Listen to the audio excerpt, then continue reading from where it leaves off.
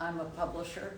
I lived in New York. I went to Sarah Lawrence College and studied world religions in the 60s, and then ended up with my husband becoming Muslim when we traveled by freighter to Tangiers and drove to Cairo. We spent 10 years from 69 to 79 studying at Azhar University. Many beautiful subjects and meeting extraordinary people. But what took us out was in 1966, I was in the New York Public Library and happened to read Al-Ghazali's autobiography, The Munkeb Min Dalal, The Deliverance from Error. And when I read it, I went like into shock because he made a phrase. He said, "I'm on a crumbling bank, up and away, if not now, when?" We done I think, Muhammad, you did a lot of the text for this book, didn't you? The Ghazali for young people.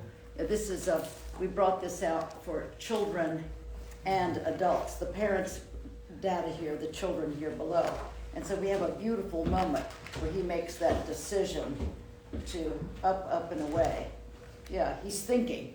And he's thinking like, what I really loved about Al-Ghazali is that here he was, Islam was 400 years old approximately, and he thought, my goodness, it's going literal, and it's not focusing on its inner spiritual transformative meanings. And so I was so taken with this story that I couldn't stop thinking about him. And after our 10 years in Egypt, we moved to Cambridge, England, and opened something called the Islamic Text Society, the Jamia Nusus al-Islami. And we began publishing Al-Ghazali translations. And we set up the Text Society because we were very concerned that so many of the books in English on the Islamic spiritual heritage had been written really by Orientalists who really detested Islam, actually. And so we started publishing, and the first of the Ghazali series was, we did his last book of the 40 books of the Ihya Ulumuddin. We did Death and What Comes After. And Abdul Hakim Murad was just getting out of Pembroke at Cambridge, a wonderful student, and today brilliant. He has built the new Cambridge Mosque, and it's utterly beautiful.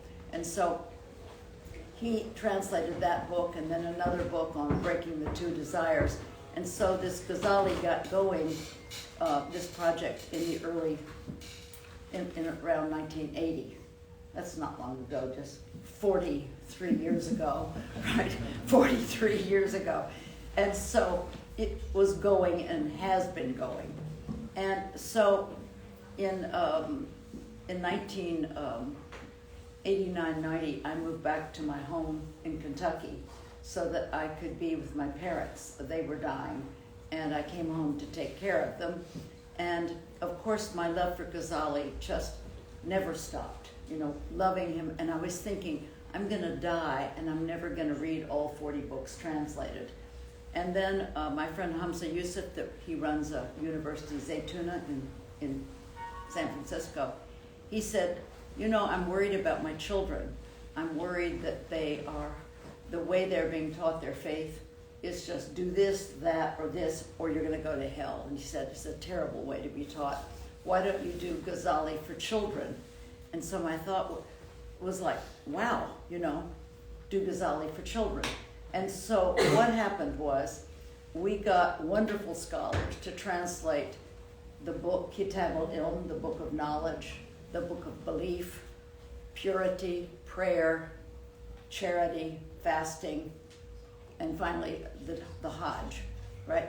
And when these were and we used, the Dar al-Manhaj edition, the Arabic edition that had been brought out in Jeddah, that would be considered the best critical. Is that, Muhammad, the best critical edition? Yes. And so we used that and started giving. Remember, when you give scholars books to translate, you can't just give, let's say, a veterinarian who knows Arabic a Ghazali to translate, or somebody who's just into, let's say, some kind of engineering. You have to give it to a scholar who himself is on the inner life, because only then can you get what is being translated done in the right way. And then, so these books were translated, and then they went to my brother Muhammad Hussein, who's here in the room, right there, and he and his wife Val are some of the top editors, translators of Islamic texts in the world. I mean, the best, right? And so a book would go, let's say the Book of Knowledge would go to Muhammad, and then I would take the manuscript, which he was editing, and I would go through and select all the key ideas of Ghazali and then try to put them into a story form for children with a workbook and curriculum.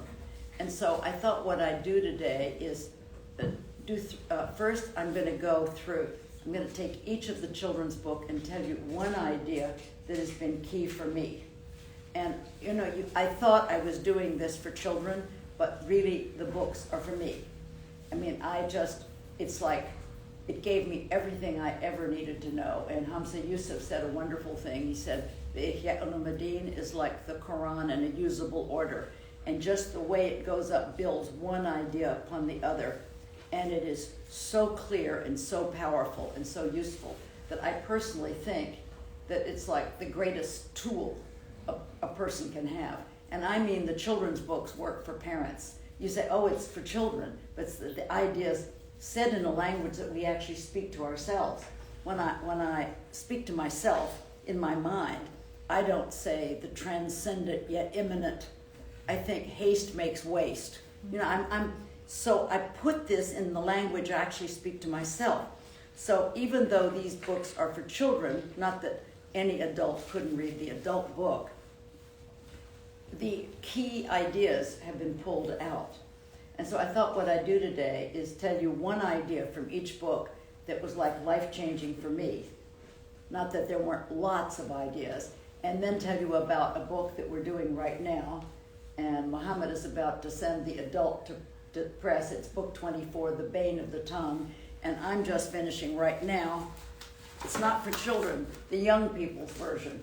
So what I'm going to do is invite all of you, everyone in the room, if anyone wants to have a PDF emailed to them, I would love not just an extra set of eyes for proof, but I would like your participation in creating an index, a sort of an appendix of things you could use, ideas you could suggest that would help a person realize these incredible suggestions that more than that Ghazali is mentioning. So that's my particular plan, and I'm certainly open to any questions from anyone.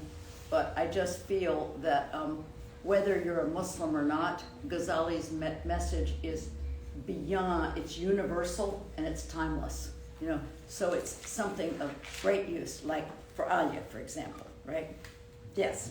All right, so we did do his life, which is utterly beautiful, illustrated by Demi, and life is incredibly important. So then we have children today, and you could even say grown-ups today, who really are worried about who they really are, what their purpose is, meaning in life, what to do about trials, what to do about difficulties. What people today need a lot of guidance because the culture we live in, the message from every film, every media, all conversations from everything is, the more you have, the better you are, right? Nothing is focused on your state of dignity and maintaining that, and that is who you are. I mean, I have a girl who's working for me now, and she says, I don't believe in anything. I come from a Catholic background. I believe everything is without meaning.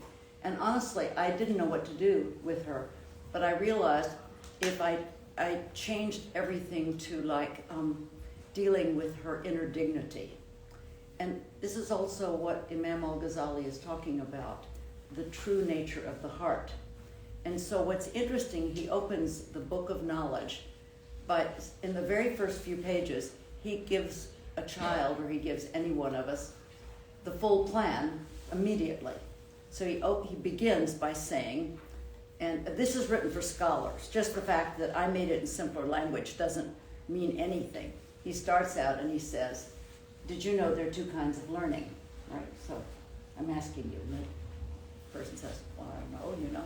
Yes, there's the normal learning, regular learning, all the things we're learning, but then there's the real special learning, very special, right?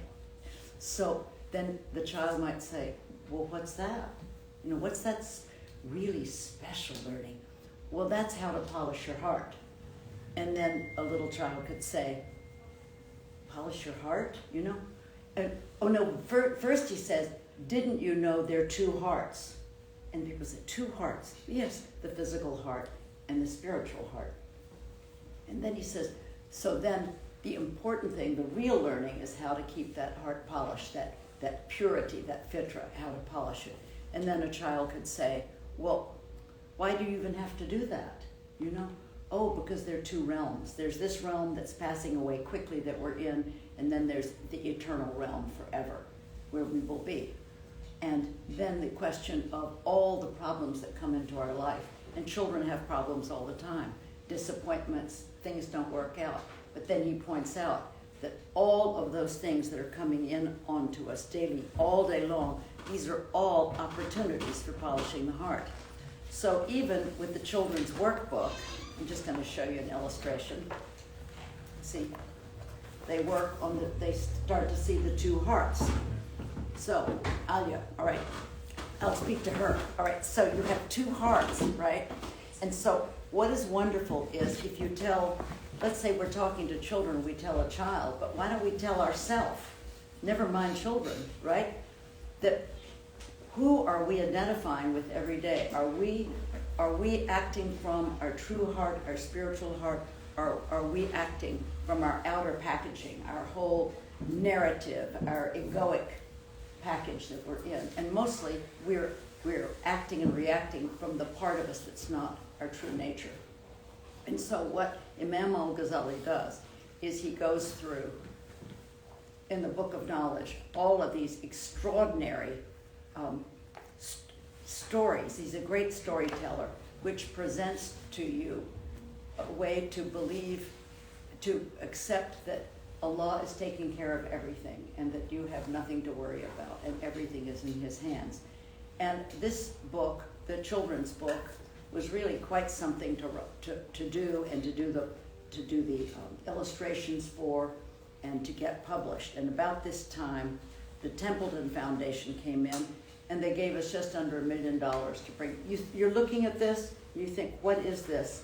To print 5,000 of these is $50,000 because the quality is so high. And we really let them go for almost nothing. But this was an amazing project to begin with. And I had one experience in this book. You know, we all know how bad the backbiting is. That if you talk badly about somebody behind their back, the Quran has an incredible image of that. That it's the same as eating a person's dead flesh. And I thought, I think that's the worst image. I thought, shall I even put it in this book for children? And then I realized after a while, yeah, children can take it, you know. And then after rewriting that chapter 22 times, I went out for a dinner with some ladies, and they were all talking about someone's father, and they were telling funny stories. And I joined them and told a funny story. And when I got in the car to drive home, I was actually sick at my stomach. And I got home and I actually threw up. Not blood, but I threw up, and I realized what Ghazali is talking about is not a metaphor, it's really true. And we are all so glazed over that we're not even aware what we're doing. The way of modern life is people get together and mostly talk about each other. It's very sad. So this book had a huge effect on me, right? And then the next, and the books all come with workbooks and teacher training and curriculum and all of the rest of it. And what's nice about this series, it's now gone into nearly 16 languages. Some books are complete: Arabic, Urdu, Uzbek, Russian, Spanish, French, Finnish. You wonder how many Finnish people are there that want it. So it's really beautiful. We have approximately 450 Ghazali schools all over the world where this is being incorporated as a part of the curriculum to actually give children a wonderful, fun, and beautiful way to observe themselves and correct themselves. And then after that we did the Book of Belief for children, the Aqidah, and then the Book of Purification. Tried to make these really quite beautiful. You know, the water, the end papers we done really quite beautifully. And just the whole idea of what wudu really is. And then this would be this is the workbook in the back. And so we worked on this. All of these things are utterly transformative, but the illustrations, as you can see, we're trying to alert young people to who they truly are. And they really need to be able to identify with that kind of thing in life today. The Book of Prayer, illustrated by Demi. There were so many things I learned in this. It was as though I had never prayed before. You know, Imam al-Ghazali talks about how it's so important that, you know, when we stand before God, it would be if you stood before a king, would you fiddle around and think about other things and look at your cell phone? He said, but it's very hard to hold yourself in attention so that when you are praying, in the beginning of the prayer, when you say Allahu Akbar in the takbir, he said, pull yourself utterly into a standing position before God, 100% concentrated. And that will start to wear off, that in time, it can hold longer and longer seconds. And then, of course, during the prayer, I think when you say Allahu Akbar, you can re-bring yourself back. And then he said you have to watch out that you're not just doing postures and saying words, that you must be very aware of what, if each ayah that you're saying, that you are in the right mode of being. If you're saying glory be to God, you should pause, you should be in a state of awe when you say this. And then if you're saying, give me guidance at Dina Sirata, you should be contrite and feel bad.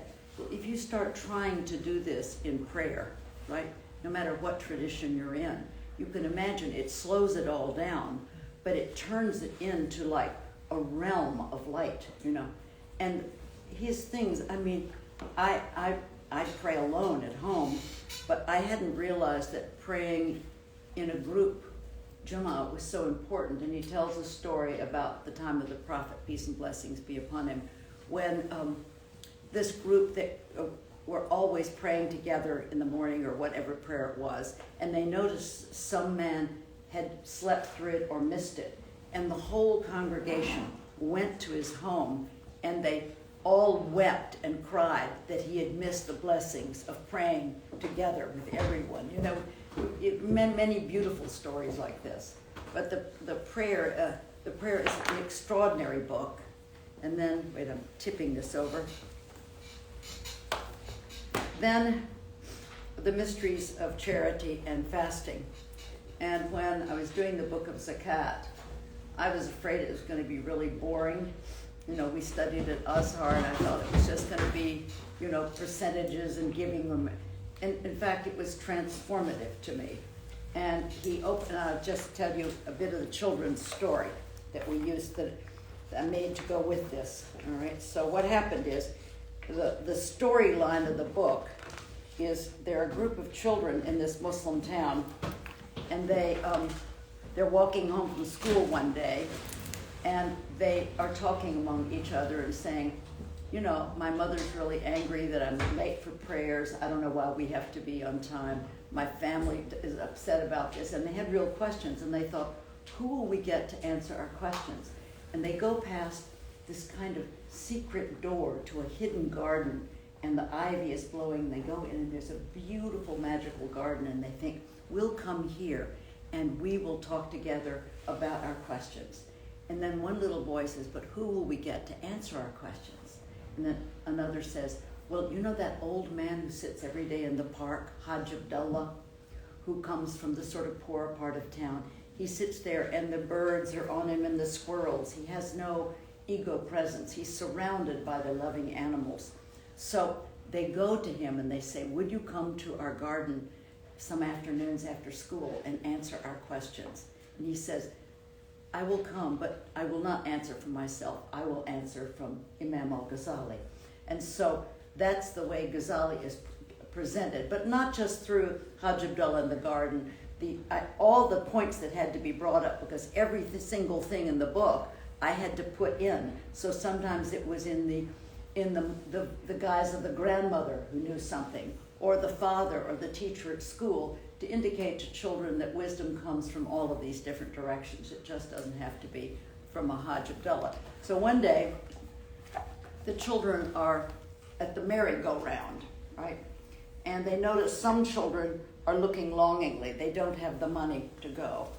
And so they think, we're going to go and talk to Hajj Abdullah. And on their way, they pass a man begging, just begging, right? So they get to the garden and they run in and they say to Hajj Abdullah, why are some people rich and some people poor? And that's a question we must all have, driving around just looking at people. And there's a man out there begging, saying lillah. And Hajj Abdullah says, well, you know, li means for the sake of God, but it also means it already belongs to him. Take this change. We don't ever disappoint anyone. So the children go out and give it, and when they come back and they're sitting down, he says to them, children, he says, did any of you, speaking to you all, did any of you give yourself your parents? Did you choose your parents? Did you give yourself where you live, your lifestyle? Did you give yourself your skills, your connections? Since we didn't give ourselves any of these things, we really can't take credit for what we're doing. We didn't give ourselves our place in life or our skills or anything. Ghazali says that everything we all are and therefore have is only on loan to us. It's just a trust. Everything is on loan.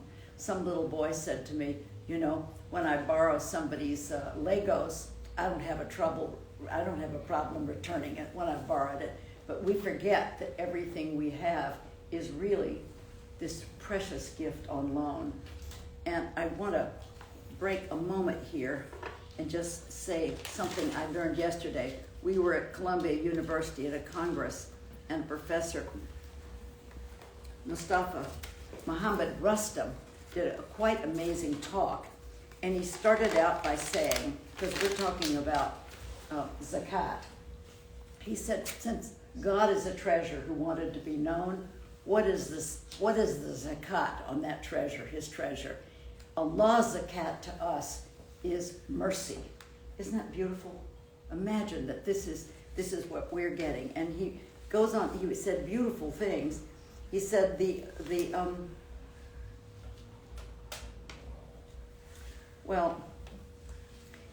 said the tongue is the translator of the heart. And the heart, our hearts, are the bearer of the All-Merciful.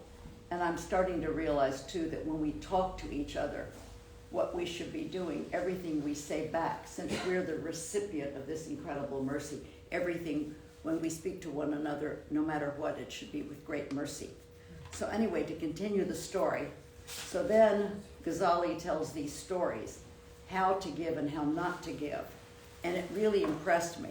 He said, once upon a time, the king went to a man and he said, you're rich, I want you to take food to a poor family in the town. And so he said, we have land, these people ought to work them. All right, I'll take the food. So he went and he held the tray high up. So the people were made to feel low when they're reaching up. They were also thinking, are we now beholden to him? Maybe next time he's in town, we'll have to take care of his horse. He said, never give that way where people are reaching up. He said, this is the way to give. And he told the story of how the king went to this young man who was an orphan, and he studied finance. And so he said to this young man, there's a poor widow, and she needs money to educate her children. So this is what he said. He goes and he gives gold and he puts it low. And this is what he says to her. And this is how we should all give. He said, oh, blessed lady, I beg you to receive what I bring on behalf of the king. in order that I may return some of my loan. So in our own charity, to whoever we give, in many ways, it doesn't have to be money, it could even be knowledge or wisdom. We need to be really aware that we're not giving anything, we're returning what is on loan to us. At the same time, we have to really be grateful to the people who receive what we're bringing, because they're giving us an opportunity to return what we've been given. That's really powerful. And when you think, if I told you, be humble, how do you just be humble? Well, that would make you humble, realizing you don't have anything. You're only a conduit, for his gifts. So anyway, it's like, that was very, very powerful for me, and then, of course, the mysteries of fasting. And this is leading into the book we're going to talk about today. In the mysteries of fasting, of course, we all know that we should fast, from food and water and all the rest. But then, of course, the next layer of fast is fasting from doing anything with our voice, with our ears, with our sight, that we bring all of those in. We don't just fast and watch Netflix all night, or listen to rock and roll, or backbite, or anything. All of those are, in a sense, breaking the higher fast. And of course, the fast of the real elect is they would fast from any thought but God. I can't imagine being at that level. But he presents this. And then, most recently, during COVID, I did the book on the Hajj for children. But it's really, I think I called it young people. Because I just was using Ghazali straight. And this was transformative for me, because I have done 2 Hajjs and probably 1 trillion Umrahs, and I basically had never done one. I thought I had, but I never knew what I was doing. And we have a man in Dubai, very interesting man, who I met at an American Academy of Religion Congress, and he was an engineer, and he said, I've done 2 Hajjs, and I've gotten the booklet, and I read all the prayers and went everywhere. And he said, people are just walking around reading prayers at all the points, but what's going on? The pilgrimage is primordial, going way back. So this man learned Aramaic and learned Hebrew, and started looking in to the background of what's really going on in these great pilgrimages and the meaning of all the terms in it. And very interesting book. And then, so with this, what happened is, the things that surprised me is, I had a family, a very wonderful family in California. A man and his wife and the grandmother and 2 of the children. So I followed them. They took pictures as they went. And so I had a family for the illustrations, because these things are hard to illustrate. And so what struck me is, these are really beautiful pictures. Just beautiful pictures. But is that when people get to Jeddah, and they get in a car or a bus, and they're going to go to the Kaaba, right? And they have all their things. He said, what you have to imagine is that the vehicle that is carrying you to the Kaaba, right, you have to imagine it is the bier that your dead body is being on, and you're dead to this world. You're actually let go, you're died to this world, and you really are making the return to God. Think how many times I've been in a taxi talking or something, on the way there. And then he said, and then he was talking about when you're there, and as you all know, there's the black stone. And so he said, Ghazali says, Sayyidina Omar, said that I wouldn't kiss the black stone except that I saw the Prophet, peace and blessings be upon him, kiss the black stone. And Ghazali said, well, that's not it. That's not what's going on here. He said, when, in the Quran, when God says to Adam, and in Adam at that moment are all human beings that have been, that will ever be, right? And God says to all humanity, am I not your Lord? And Adam says yes. And God says, lest on the day of reckoning you plead ignorance of this idea. And so this is a contract made with every single one of us, every human on earth at the origin, right? Ghazali said that contract, that act, is actually inside of the black stone. And so when people begin and make the circumambulation, they begin at first by reaffirming that commitment that was made at the beginning, and then acknowledging it as they go around each of the 7 times.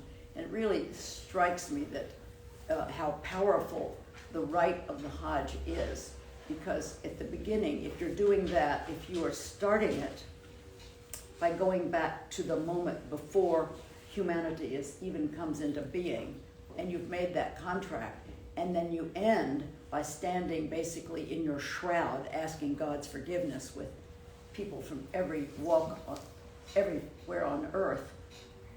Imagine you have done the whole cycle of existence in like 3 or 4 days.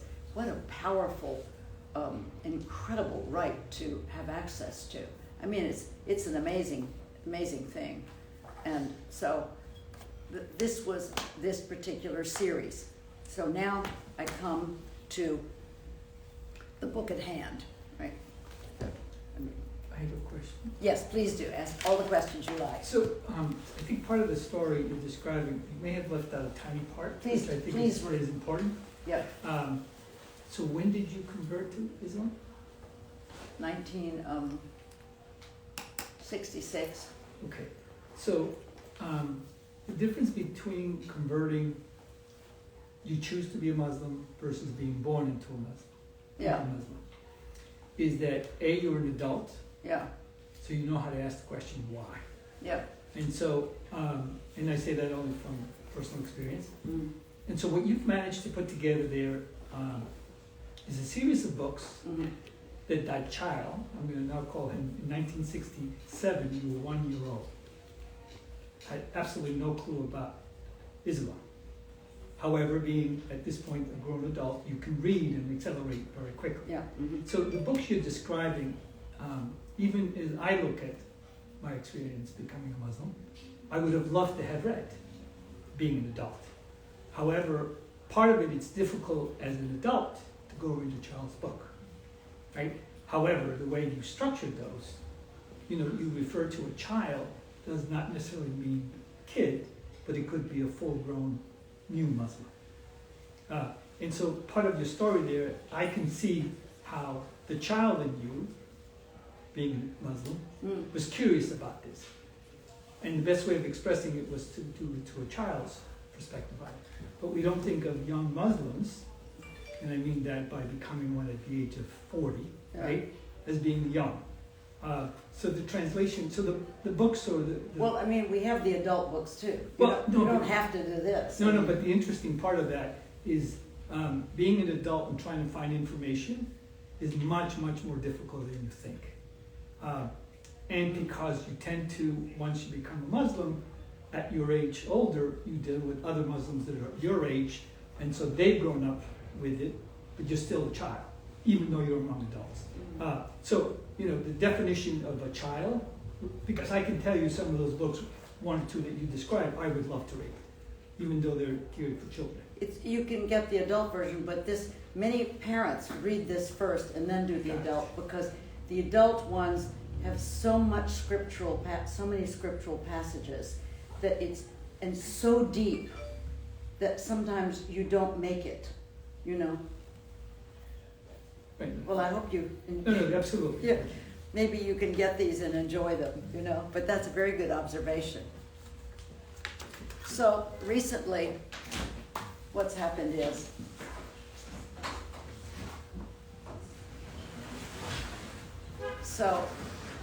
recently we have a wonderful group of people, including the Tokat family here, and the Islamic Text Society, which we started in 1979-80 in Cambridge. And when I came back to America, I opened up a company called Fons Vitae, Fountain of Life.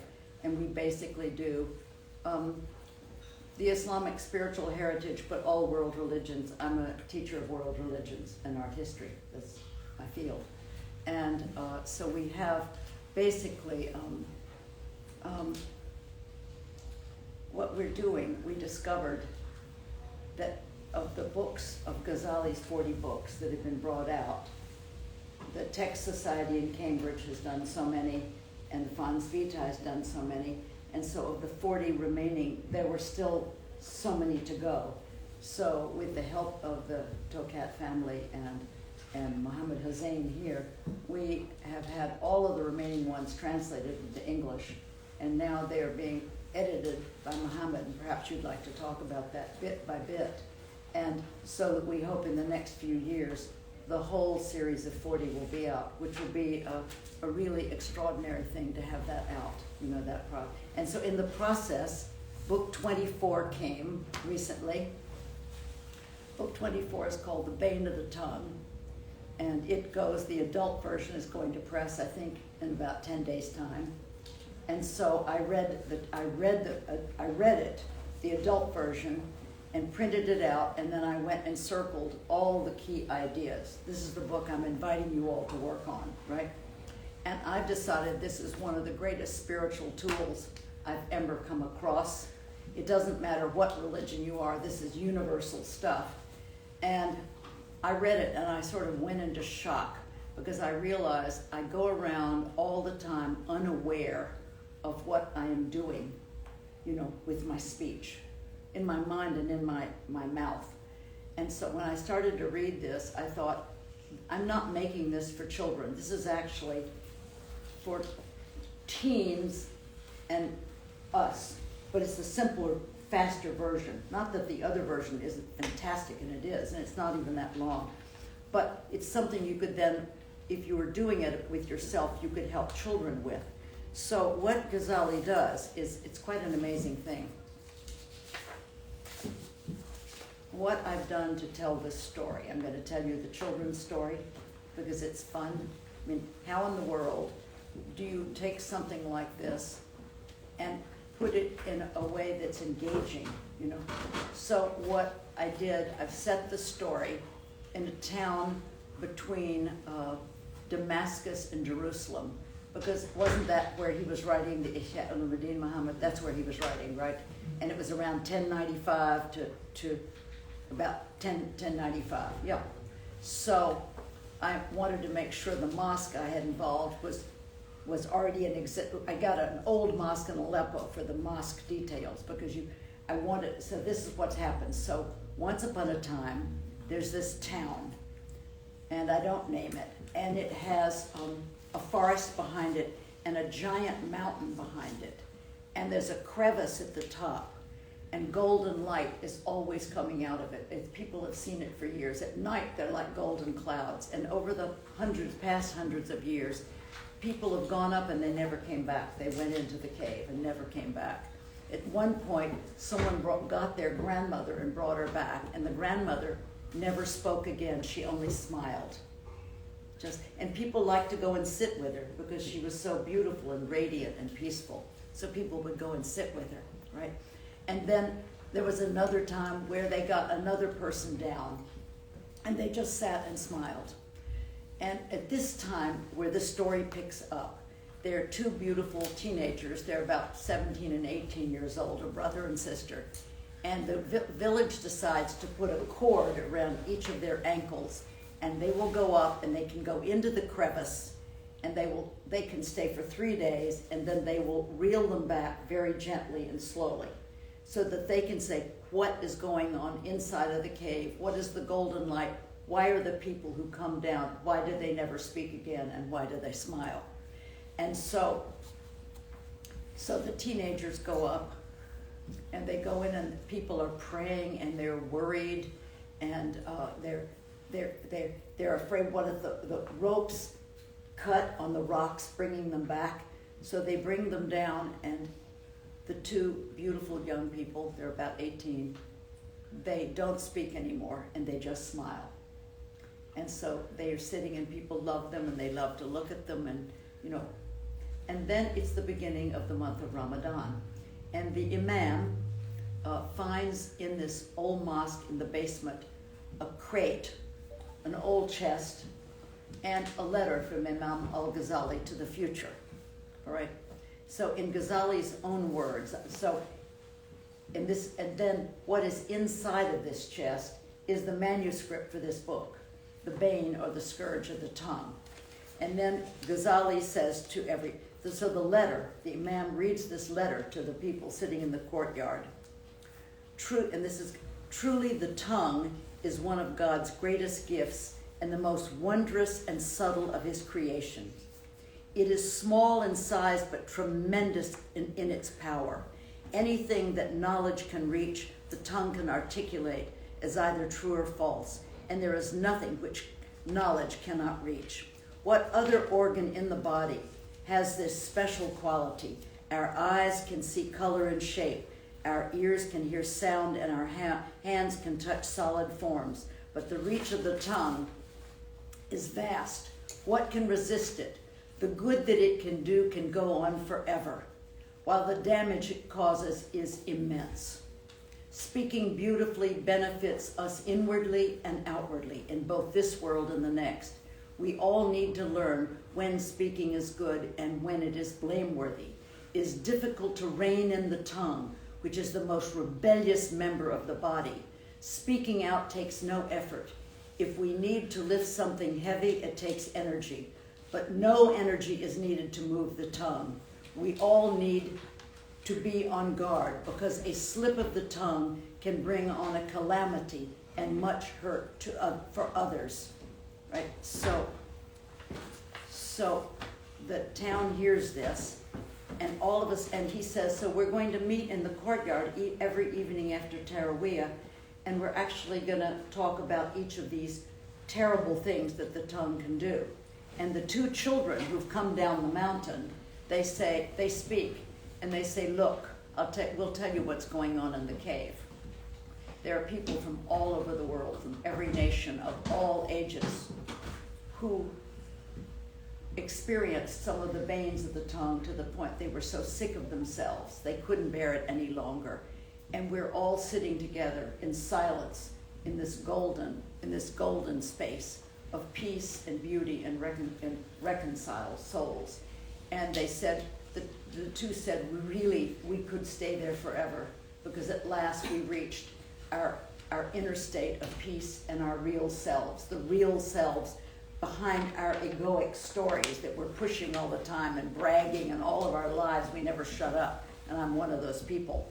And so they said, actually, we can tell you, as you speak of these 20 banes of the tongue, we can tell you the 20 stories on each of these banes that people up there told us why they had come to the cave. And so they begin. And so they begin this process. And then I'm going to have pictures of, hello, how are you? So let me get the list of the. So Ghazali then starts with the merits of silence, because now we know that this little tongue, look at the damage it does today with the internet. Just look at what's in the news. And so Ghazali said the ultimate, of course, is silence. Did you know that Abu Bakr Siddiq kept pebbles under his tongue because he was so afraid, so he had to take them out and think, should I even say this? Silence is really such a beautiful thing, and is such a teacher. And then Ghazali says, if people realize the tongue, it nearly has a little lion out front ready to harm, and that if you did a drawing of your heart, usually you put the tongue is out in front of the heart. The heart should be in front of the tongue, because it should consider before you speak, should I even say this? And Ghazali points out everything we say should be absolutely beautiful. How could we take language, which is so sacred? We've been given language in which we can praise God. How dare we say anything, which can not only harm others, but he's pointing out what is going on with all of us misusing our language. Speaking is we're actually really harming our inner dignity and our soul essences. It's that critical. And so when I started reading this, I noticed how many things I do. and wasn't aware of. And it's really quite powerful. Now, just a couple of things on silence. The imam puts a poster up. There's a place in the mosque where he can do postings.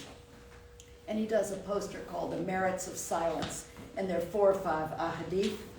And then 2 of them I thought, this is one, Abu Sufyan said, they said to Jesus, alayhi salam, direct us to a practice whereby we will enter heaven.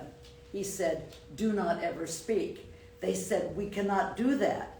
He said, meaning Jesus, then do not speak except to say what is good.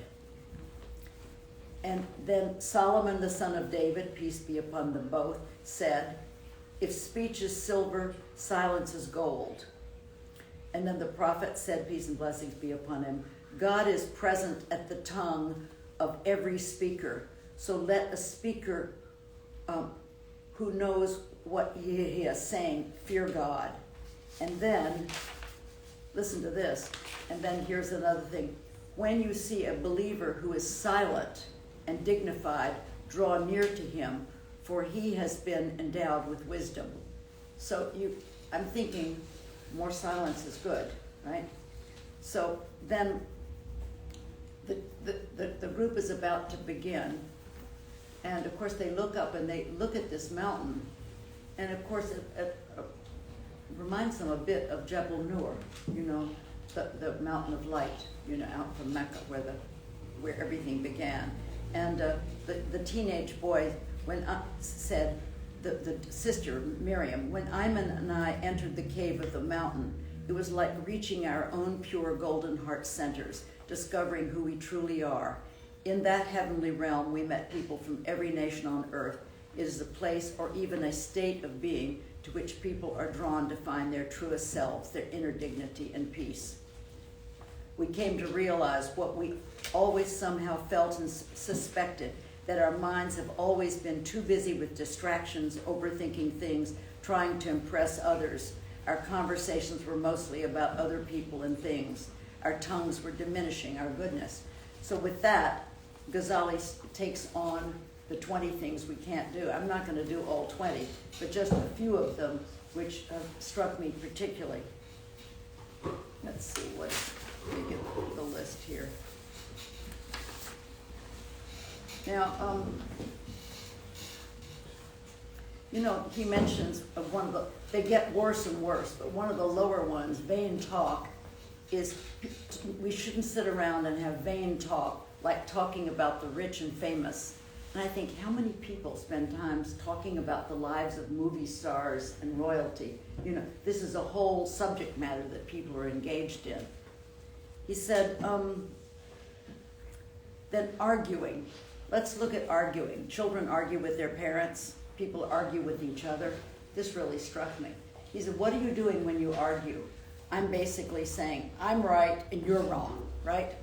And you're really ignorant of what's going on. I know. And even when I'm just doing this, saying this to you, I can feel the energy. You're overpowering the other. So where is that coming from? The lower nafs. You are strengthening your whole horrendous packaging of your egoic mass rather than speaking from the heart, from here. And think how much arguing we do.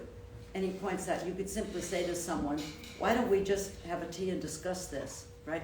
And then he's talking about legal disputations. This was one of my favorite parts. I'm sure you've been over this book so many times, but there are 2 men, and they're having an argument, a dispute. And then one of them comes to the other and says, I'm not arguing anymore. And the other one says, so you admit it, I'm right? He said, no, that's not why I'm not arguing anymore. It's beneath my dignity. And the other one said, wow, you're right. Now, think about that. We all argue. I mean, we do. You have argued with someone, and look what we're doing to ourselves. There has to be another angle. It's extremely bad for ourselves. Who would think about this? And then never mind the obscene language. Even people I think are rather good people now, I hear them using terrible words. And look what children endure. they've put that stuff into every film on earth, all the media. It's just outrageous that The Voice could do stuff like that. And then the next issue is when we joke. He points out a lot of our joking is, and this is true, it's when you exaggerate something, and then it becomes quite funny. And we want to entertain each other and have fun and make our friends laugh. But the problem is that often that's at the expense of someone else. You exaggerate something about another person, and that becomes very funny.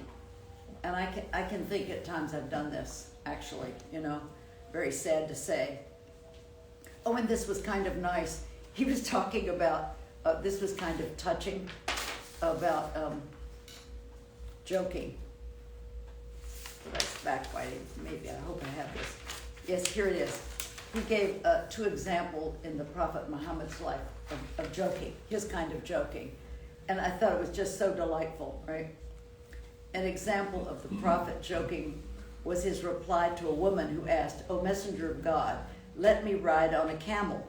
He said, "No, we will let you ride on a son of a camel." She said, "How can I do that? He will not be able to carry me." And he said, "Every camel is the son or daughter of a camel." In this way, he was making a joke. And then it was Aisha who related, "The Messenger of God ran a race with me and I beat him. Then, after I had put on weight, we raced again and he beat me." And he said, "This for that." These are very charming to go back into this period of time. I just thought that was very touching, very, very touching. And so then another problem is, of course, we wouldn't mock people or mimic. I hate to say how many boys and girls in school imitate each other or mock people or imitate people who have, let's say, maybe they stutter, But if we could bring our children up aware of all these ideas from the beginning, it would be so much better for them at school. And then another thing is divulging secrets. And this is something that happens. You can be with a friend and she can share something she's going through. A conversation is a sacred trust, by the way, unless it's just general conversation. And sometimes people, let's say you've told me something about someone and, and we're speaking privately. And then a day or so later, someone mentions that person and I say what I learned from you. People do that, and that is extremely terrible to do, getting involved with secrets and divulging them, because people are really taking one another into a real trust. Then, of course, lying. You can imagine, I'm just giving you a few thoughts that I've appreciated, but what he does, he goes into each thing at all the subtle levels of it. Mostly, we're told, don't do this, don't lie, don't argue, and then you've just been told, don't do it. But if you understand the mechanics of what you're actually doing, it actually makes you think, wow, how could I be doing something like that? And that's what he does. But he says, the thing about lying is there was something very charming. He said, there are 3 times when you can lie, right? In war, you lie because you're trying to deceive the enemy. And then, this is very lovely. He said, and then if 2 people, are not speaking to one another, and you want to reconcile them, I could go to you, Nuri, and I could say, and you're not getting along with someone, and I could say, just so-and-so is saying all these wonderful things about you, and I would say all these beautiful things, they're praising you to high heaven, and then I would go to the person that's not speaking to you and say the same thing. So he says that's a form of lying where you're doing reconciliation by praise. And then he said the third kind of lying is between husband and wife. He could say, "Oh, you look so pretty in that dress," or she'd say, "You look so handsome with your beard," or whatever it is, even if they didn't think it. But these were the 3 exceptions for lying, which I found very adorable anyway.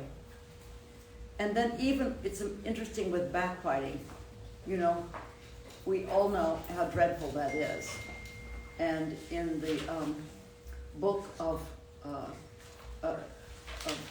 fasting, he tells the hadith that there were two women, and it was Ramadan, and they went to the Prophet, said they wished to break their fast. They were too old, too frail, too everything.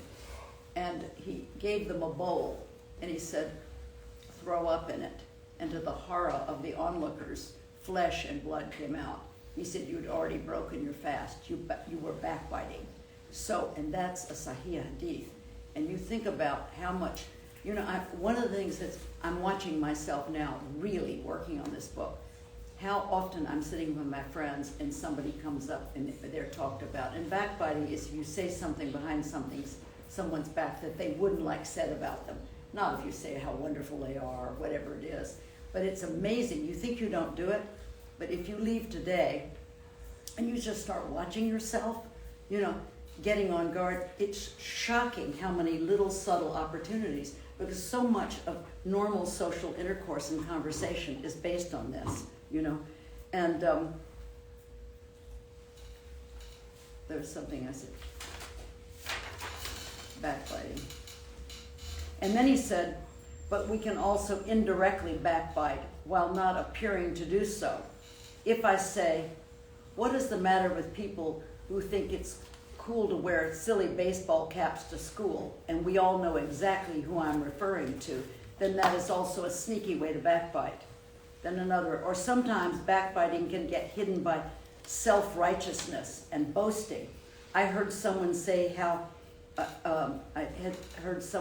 sad he was that some dreadful thing happened to his neighbors. You see, there's other ways people do it. And this is, to me, one of the scarier things, is that when we're talking, say I tell you about a trip I just took. I went to Istanbul, and it was beautiful. At what point in relaying a story am I actually boasting or bragging? And we are subtly, because of our society, where it's so important that you are, raised up in everybody's mind, how often we are actually very subtly backbiting, and not backbiting, bragging, and actually causing envy. And then, let's see. And then scandal mongering. I mean, I didn't realize backbiting is when you say something that's true about somebody behind their back. But scandal mongering is when it's a lie. And that is really a horrendous thing to do. So, let me see.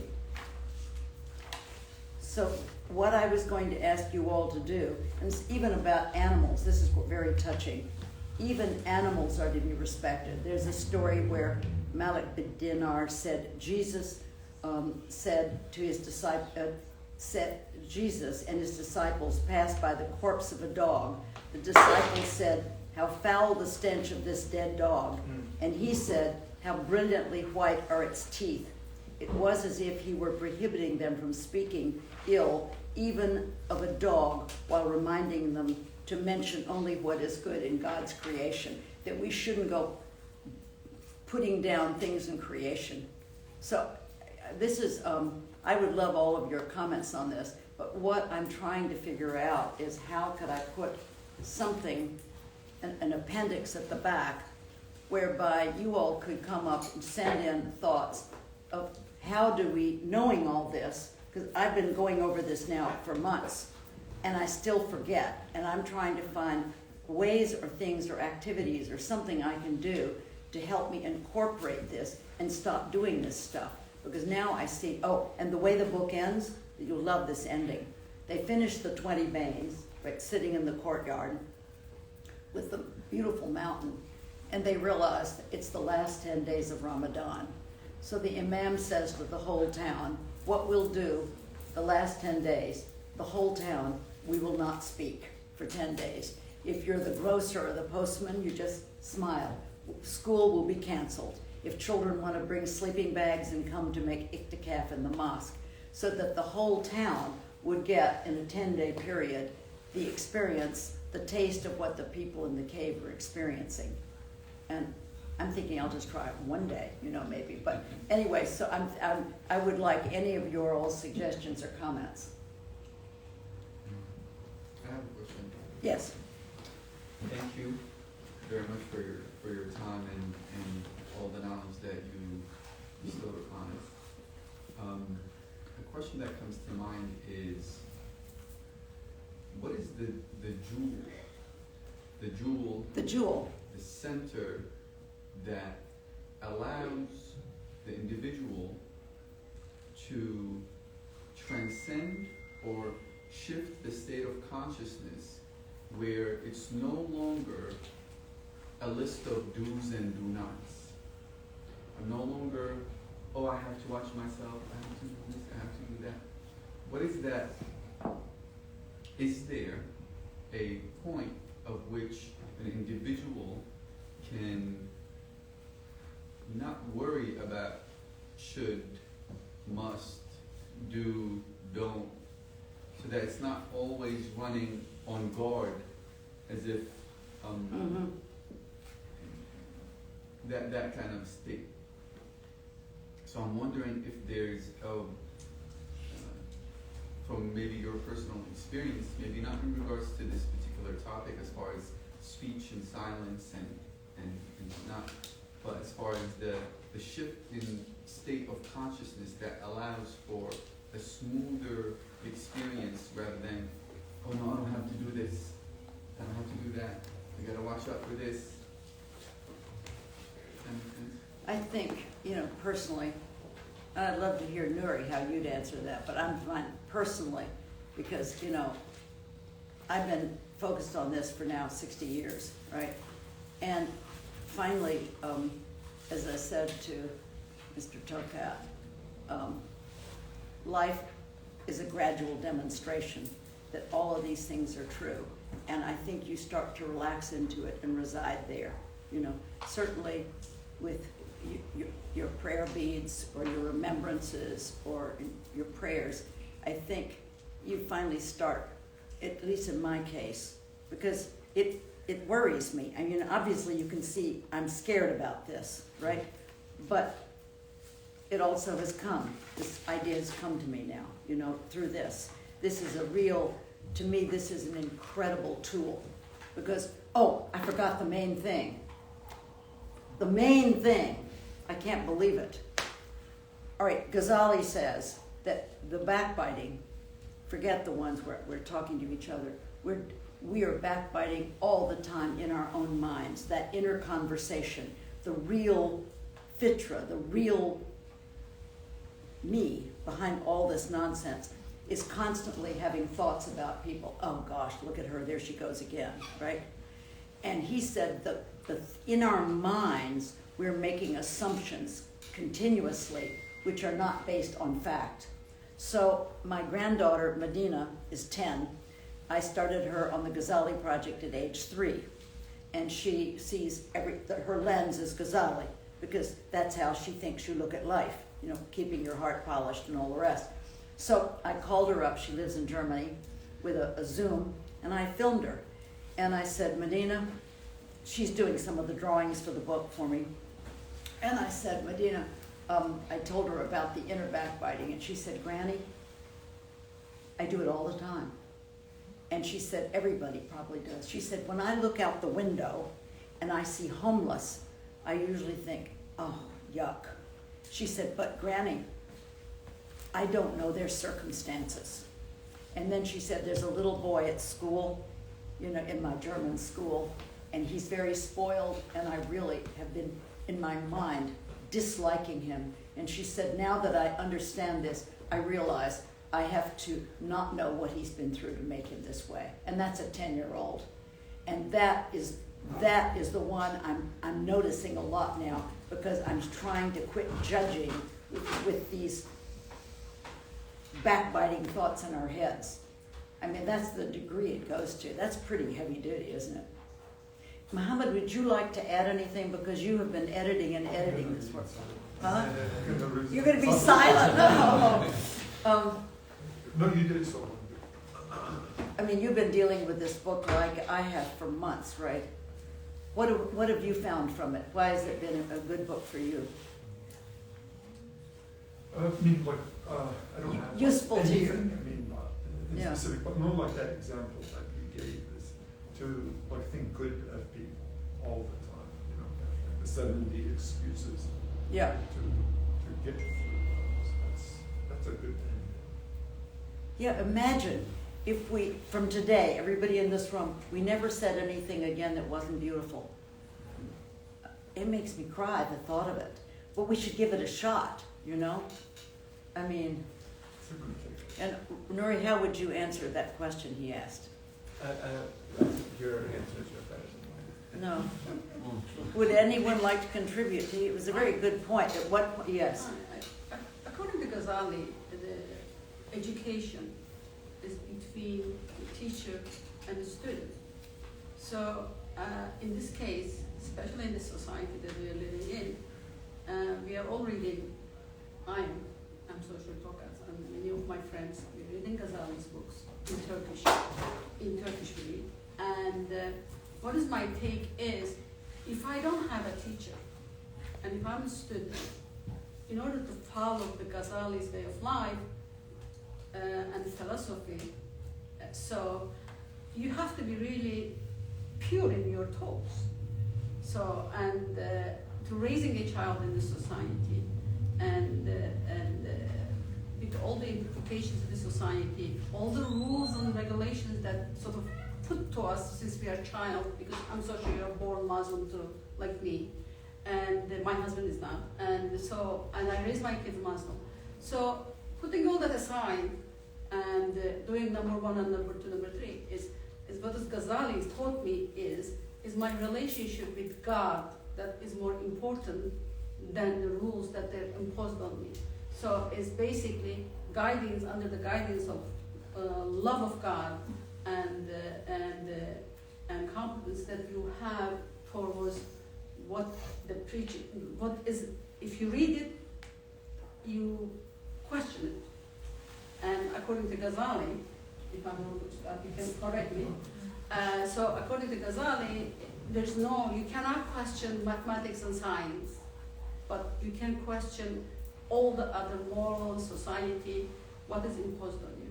So this is how I live my life, not to be the rules and the numbers are put on you, whatever it is that your relationship, your teacher is basically you become teacher and you become a student in the life of Ghazali.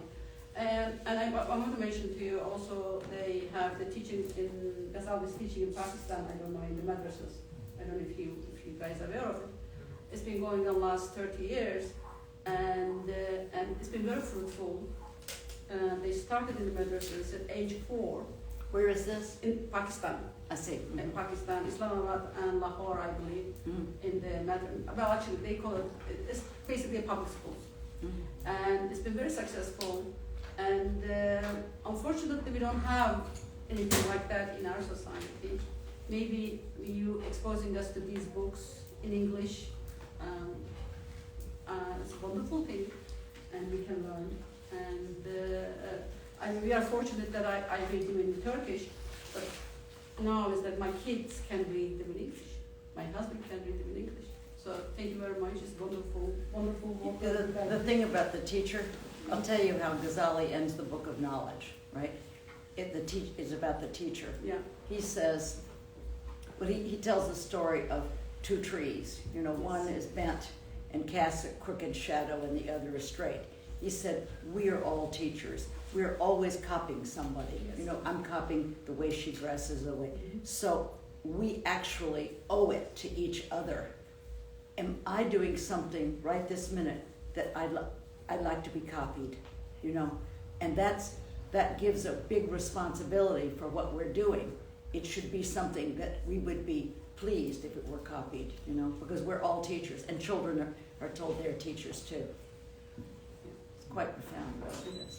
But I mean, Muhammad is the Mr. Ghazali. He has Ghazali.org. He has the greatest website on Ghazali. Everything is there. I mean, it has everything.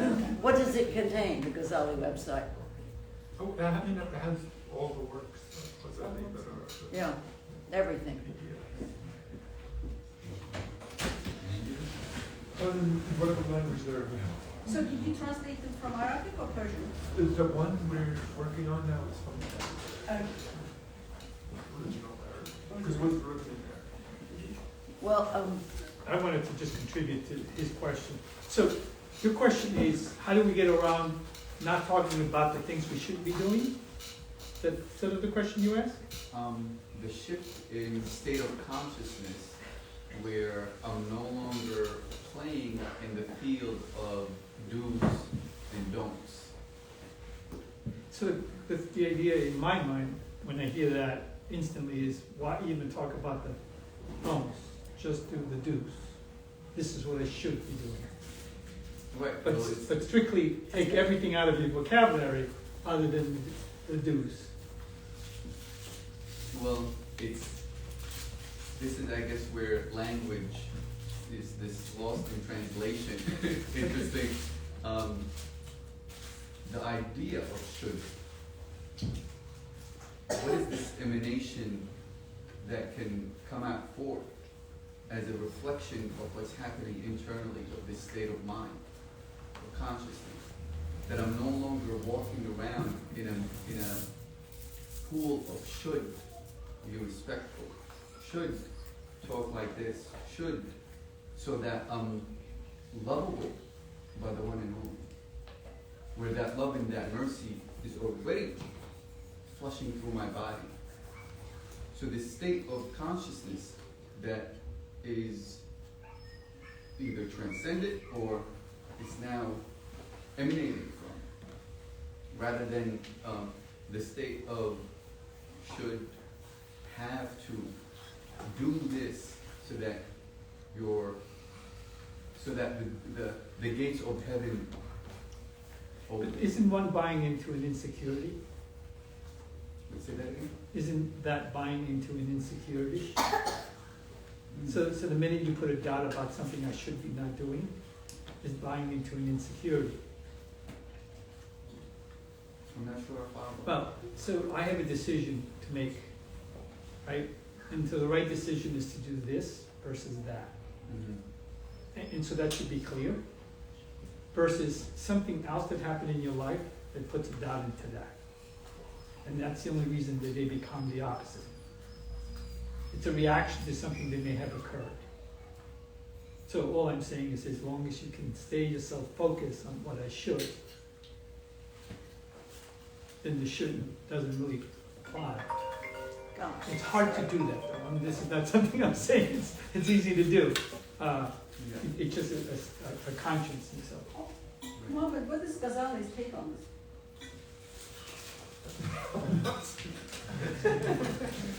But what I've understood of the thing, I mean, I think this is sort of like a higher awareness of what, like you, when you're like, what you should do and what you shouldn't do, you have that in your mind. It's sort of like the way we live. We all, in life, you have to make a decision. You can't say, I'm just not gonna make a decision. Even not making a decision is making a decision. So life is like that. It's that higher awareness of all these little decisions, these micro decisions, as we say now. Life is a series of all these decisions. Isn't it, according to Ghazali, our education is not for this world, our education is for eternal world anyway. So whatever we learn, whatever we do is not here to say, it's for eternal life. So in order to discover the divine, you have to see the beauty in it. So that becomes, then you become very selfless. I know. That's what Ghazali says. The minute that you become very selfless, then you see the divine. Well, you see people like Martin Lings, who wrote the biography, and I was very close with him in England, and he just was surrendered. I can't imagine. He was just, but he was humble. There was no egoic thing going on at all, and you see people who surrender. But also the word education, educare, it means not to put data in, it's to draw out that which is already there, which is the golden heart that Ghazali is talking about, the spiritual heart. And remember our friend Abdul Hakim Murad pointed out that the Prophet, peace and blessings be upon him, received the Quran on his heart. So our heart is an intersection between time and eternity. the heart we're talking about is spoken of in of every religious tradition on earth. And it's our true nature, you know, it's an image for it, you know. But like, that's what the point of the book of knowledge to begin with is. You've been given this. How can you keep it from rusting? How would you say that's a good way of putting it? Nori, how would you say this? You're so much more familiar with Oh, this. I'm not. You know, you teach all this stuff and you know it all. But I just it's knowing who we really are, and who we really are is not our packaging that we're coming through, and yet we're doing every day. We're misidentifying. We're identifying with our story and keeping it going and being miserable because, you know, what happened in my life, it wouldn't bother you, but it's a different thing. But why don't the whole point of is to return to the fitra. It's always there. It's who we're already there. We don't have to become somebody different. But it's just learning to reside in that part of us. And I think practicing it. I mean, I think some of the ideas in this book, practicing them, would help you act from a different part in yourself rather than your story, you know, to start doing that and working from. I mean, if you only said beautiful things, where's that coming from? That's coming from the heart, Yeah. right? Also in Tafakkur, Ghazali points that contemplation, so see the beauty in life in front of us and what we take out of it. So it's how we apply to our daily life, see the beauty in a bee and see the beauty in a tree. So it's not gifted. This is not gifts. This is there, given to us by Subhanallah to see that and think and contemplate about it, what we have, what we don't have. So, Well, his books are wonderful. We have in the back, we've just published the book on retreat, the book, the Censor of This World, that's back there, on contemplation. These are the most recent ones out. And no matter who you are, I mean, it's fascinating reading. You know, just his ideas and his stories are just so amazing. So anyone who wants an emailed copy of this, they can come and get my card, and I'll send you the book, and you could read it carefully and slowly, because we're finishing it up. We've got the illustrations to do. It's short, and if you have any ideas of what you could do in your life that would help you remember, because sometimes we just forget to do the things we want, you know. It's not that we wouldn't like to. Did any of you have any ideas of anything you could do in your life to remember to do any of these things? Yes? I think how we can implement all these wonderful principles in our daily life is not just thinking about the good, but seeing the bad impacts of what happens when we do wrong. Most of the time we are doing the wrong choice. Like we talk about someone, we argue with someone every day, all of us. I mean, wrongdoing is more common than doing the right thing. So I think what we can do is recognizing the impact of our preferences. Let's say my daughter came one day crying because in the school two of her friends just probably talked about her or like gossiping, something that really made her so sad. She was crying. I think those kind of moments are the best opportunities for us to bring out these subjects and seeing the impact on us. Each time we feel sad, each time we feel disappointed, why this happened? Because someone else did the wrong choice. That's right. So we see the impact on us. So if we That's a very good idea. Yeah, when we think about the impact on us, then the next step is how can we prevent the that we are doing the same to others. So what I was dreaming is, I really loved that you consolidated all these principles and good things in a book. So I would love to volunteer to maybe turn these stories or principles into plays, like little theater plays that could be practiced in primary school, in maybe preschool, like depending on the complexity. Yeah. So we don't need to mention about any religion. These are humanistic values, and I think whatever religion people have, through like acting is better than reading. We, for this children's series, part of our whole Ghazali program, I mean, children keep a heart at home and they put dots on what they're trying to polish off, but one of our major features of the Ghazali schools is kids making, play acting these problems and often videoing them, and of course it's hilarious. There's one where, I mean, some of them are so funny you can't stand it, because children are brilliant, you know, but when they play act them, say you're going to play act, you tell your children don't share. You share. And the child hears share, they think, oh, it must be bad. So you say, okay, play, not sharing. So you can't have this, you can't have this.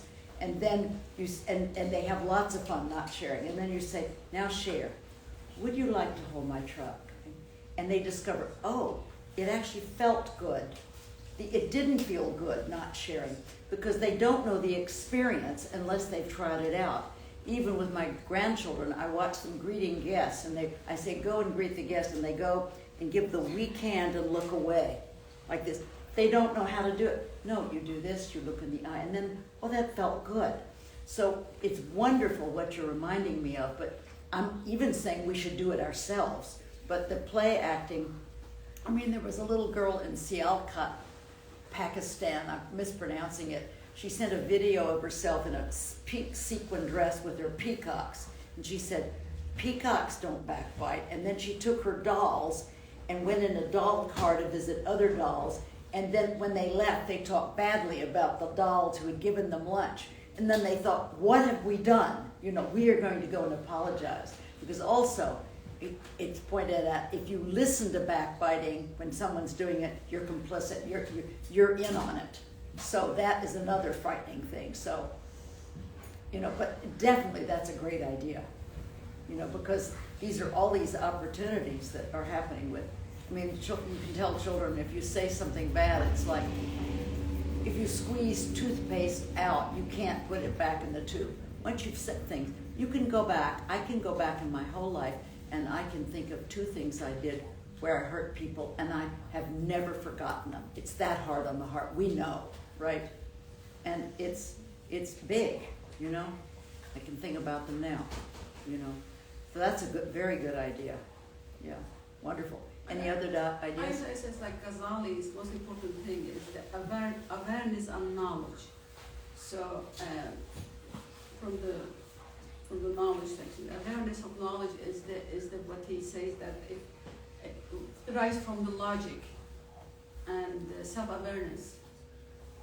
So at the end, both of them does not coincide with each other or does not go to the same path together. If you consider the creator, subhanAllah, Allah created everything and is the only decider what will happen, what will not happen, and even the smallest thing is not in our control.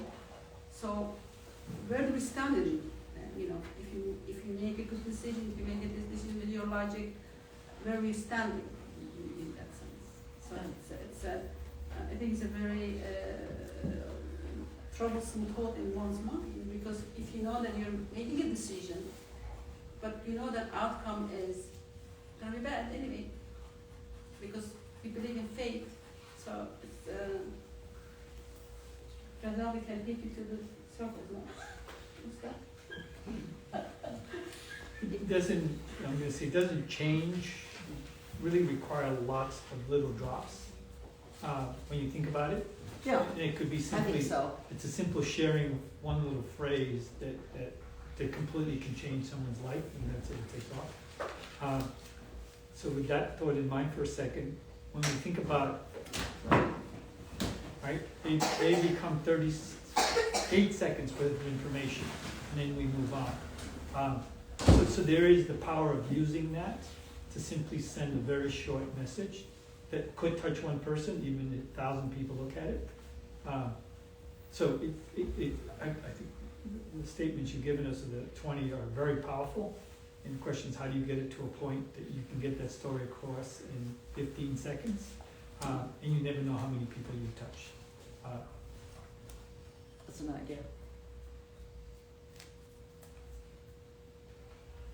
Anyway, any takers, any more comments or questions? Comments that people would like to join? And if you want to do it, I mean, I'll give you a card. I don't know what I did with them here. Yeah, here they are. Because I would really like to make this a community project. So, let me know. Thank you. Thank you.